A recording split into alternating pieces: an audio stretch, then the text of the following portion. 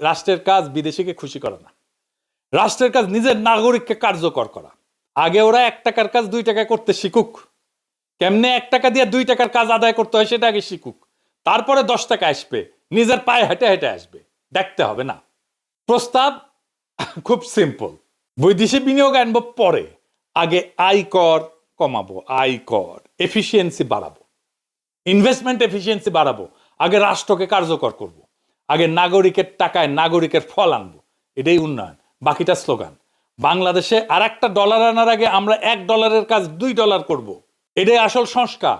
আগামীর জনগণের সরকার এই পথে হাঁটবে ইনশাল্লাহ। এখন আমাদের কাজ ভোট দিয়া সেই নেতা নির্বাচন করা যারা এই জরুরি সংস্কার কাজটা করবে আর বুঝবে, বুঝে অর্থনীতি যারা বুঝে, ইকোনমিক্স যারা বুঝে, যারা জনগণ বুঝে, যারা দেশের স্বার্থ বুঝে। ভালসুন না, আপনি সঠিক নেতা নির্বাচন করেন, বাকি কাজ চালায়া হয়ে যাবে।